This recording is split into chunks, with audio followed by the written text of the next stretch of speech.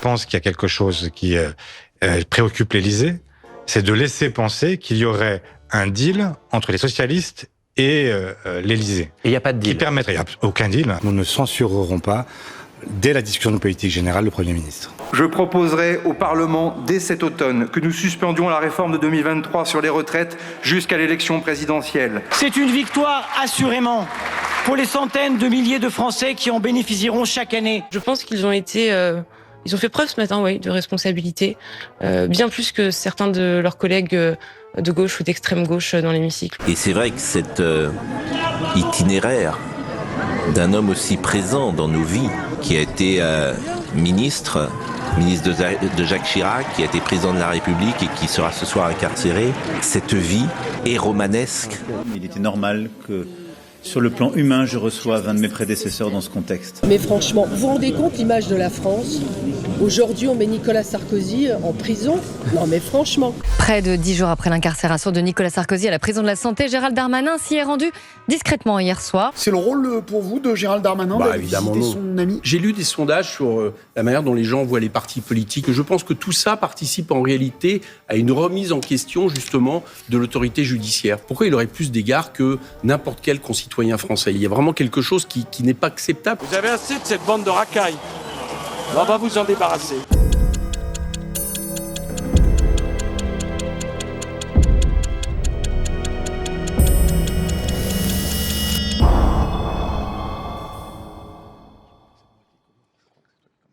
Le 14 octobre 2025, de nombreux commentateurs ont pris des airs scandalisés pour expliquer que la veille, Jean-Luc Mélenchon avait fait, je cite, un doigt d'honneur en quittant le studio de France Inter où il venait d'être interviewé par l'animateur Benjamin Duhamel. Pour ces arbitres autoproclamés des élégances journalistiques, cela constituait une atteinte caractérisée à la liberté de la presse. Mais le geste de Jean-Luc Mélenchon vous a choqué ? Oui, beaucoup, bien sûr.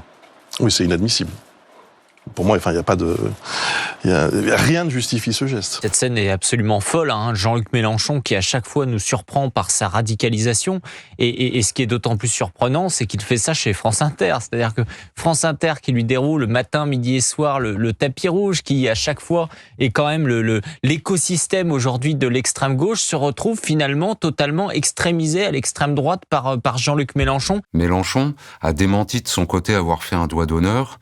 Et on peut évidemment reconnaître que dans tous les cas, un tel geste n'est pas excessivement délicat. Mais quand on prend la peine de regarder l'entretien en question, qui était en réalité un traquenard où il a littéralement été soumis à la question pendant 20 longues minutes... Est-ce que vous êtes favorable à la démilitarisation du Hamas ? Je constate qu'à la question « le Hamas doit-il déposer les armes ou pas ?», qui est une question assez simple, vous n'y répondez pas. On ne peut que se demander comment Mélenchon a réussi à rester aussi calme face à son interrogateur. Le 14 octobre toujours, le Premier ministre Sébastien Lecornu... Merci beaucoup. Bonjour. Qui doit son poste au vol pur et simple du résultat du second tour des dernières élections législatives et au soutien du Parti socialiste qui a avalisé ce coup de force antidémocratique. Nous ne censurerons pas, dès la discussion de politique générale, le Premier ministre a annoncé dans son discours de politique générale qu'il suspendait la réforme des retraites jusqu'à l'élection présidentielle de 2027. Aussitôt, les socialistes ont bruyamment célébré ce qu'ils ont présenté comme une immense victoire, puisque cette suspension de la réforme était précisément ce qu'ils demandaient, après avoir promis 1 an plus tôt à leurs électeurs qu'ils se battraient jusqu'au bout pour son abrogation sans condition. Je pense qu'il y a quelque chose qui préoccupe l'Élysée, c'est de laisser penser qu'il y aurait un deal entre les socialistes et l'Élysée. Et il n'y a pas de deal. Qui permettrait, il n'y a aucun deal. Dans cette affaire, il est important de le souligner avec un peu d'insistance, le Parti socialiste a donc doublement trahi son électorat. Il l'a trahi en permettant pour la 4e fois en quelques mois l'installation d'un Premier ministre illégitime, et il l'a de nouveau trahi en acceptant une simple suspension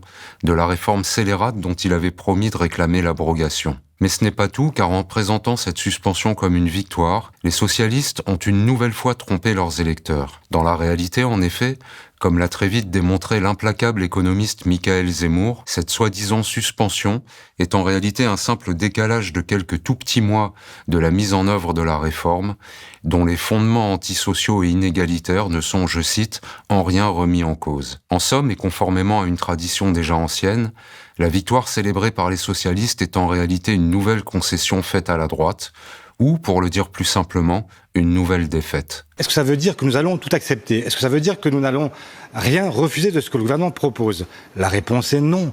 Le débat ne fait que commencer et je suis aussi déterminé à arracher d'autres victoires que celles que nous avons déjà arrachées. Mais il est vrai aussi que ces trucages leur valent à chaque fois d'obtenir quelques bons points et que cette fois-ci encore, les macronistes et leurs journalistes de compagnie se sont empressés de proclamer que le Parti socialiste avait fait preuve, en reniant une nouvelle fois ses engagements, d'une admirable responsabilité. Fin de citation. Je pense qu'ils ont été...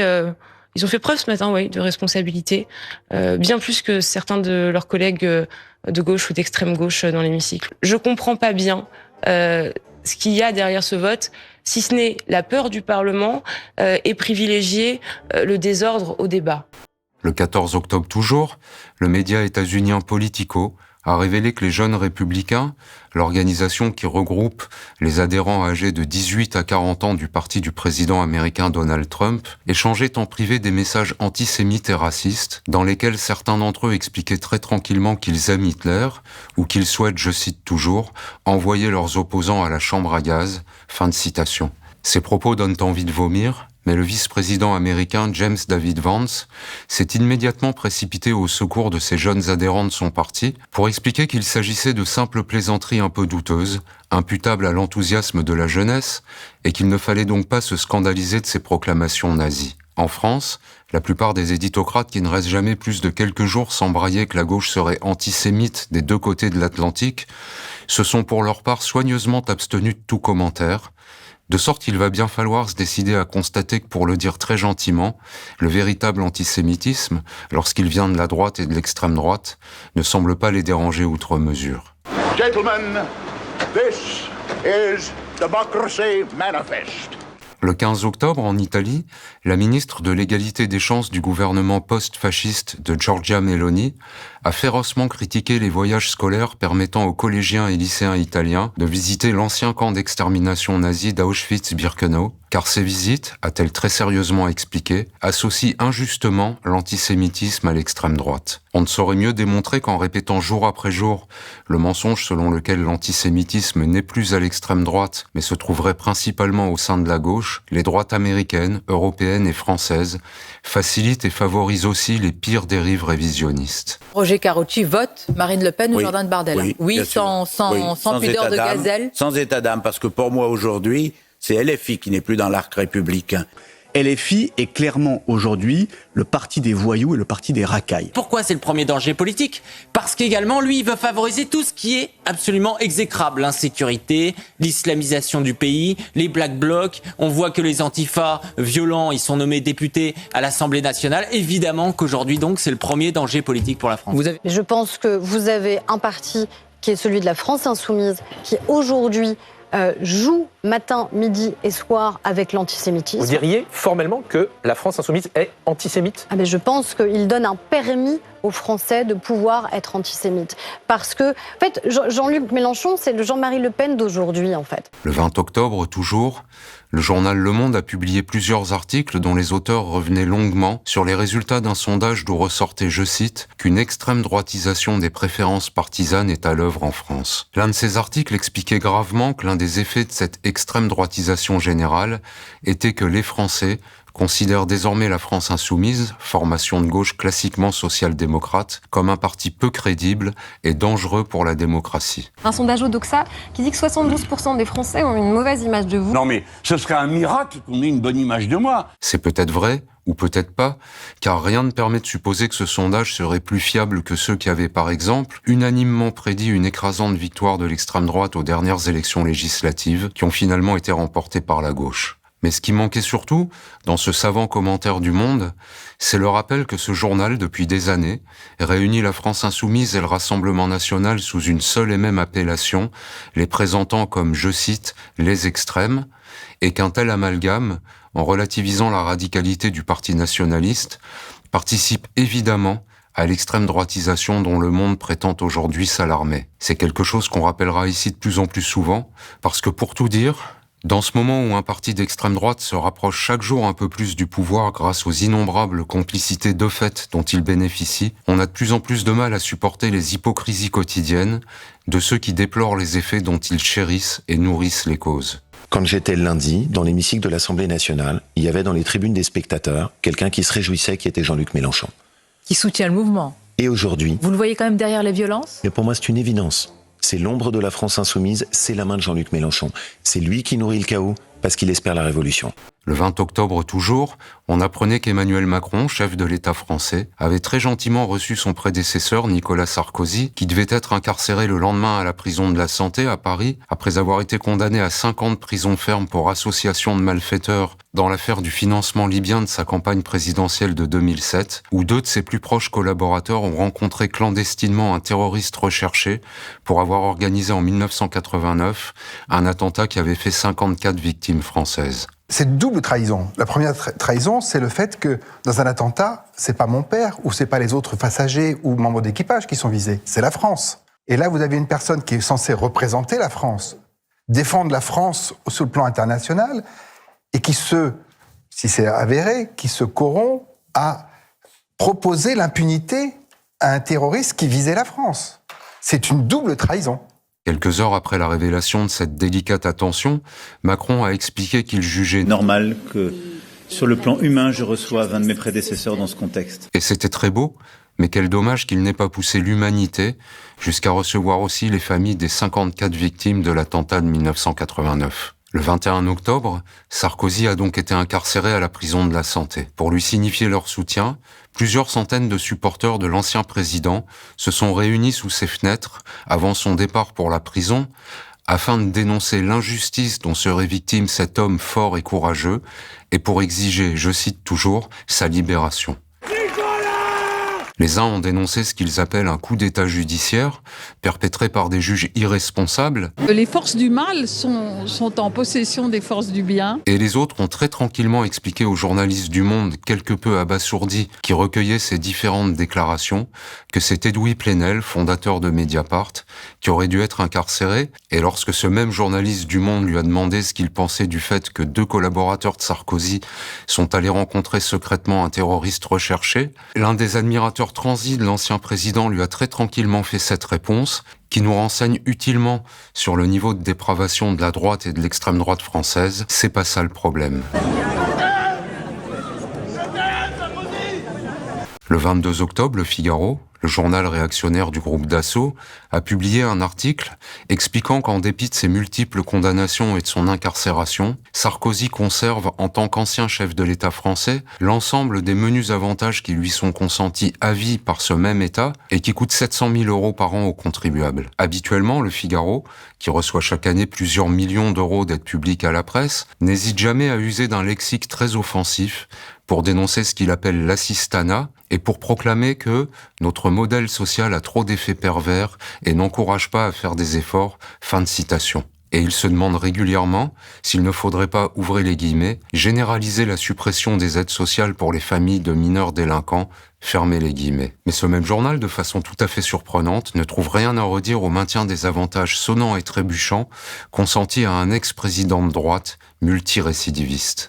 Le 22 octobre, toujours, la presse et les médias mainstream ont annoncé, comme s'il s'agissait d'un séisme, que la vraie fausse suspension de la réforme des retraites coûterait 1,4 milliard d'euros en 2027. Un tel chiffre, lorsqu'il est ainsi balancé sans la moindre explication, peut évidemment impressionner, et c'est très exactement l'objectif de ceux qui le colportent, comme s'ils promettaient une catastrophe économique et financière. Mais dans le monde réel, ce montant est tout à fait minime, lorsqu'on le rapporte par exemple à la suppression de l'impôt sur la fortune, qui coûte plus de 4 milliards d'euros par an à l'État, pour la plus grande satisfaction des riches. Le 23 octobre, l'excellent Gérald Darmanin, ministre macroniste de la Justice, a expliqué sur une chaîne de télévision d'extrême droite qu'il allait, je cite, « instaurer une peine de prison d'1 an minimum pour ceux qui s'en prennent à ceux qui nous servent et nous protègent, comme par exemple les magistrats. » C'est une annonce importante, mais cela risque de remplir beaucoup trop rapidement des prisons déjà surpeuplées, puisque s'il se penche par exemple sur les images des manifestants qui se sont rassemblés le 21 octobre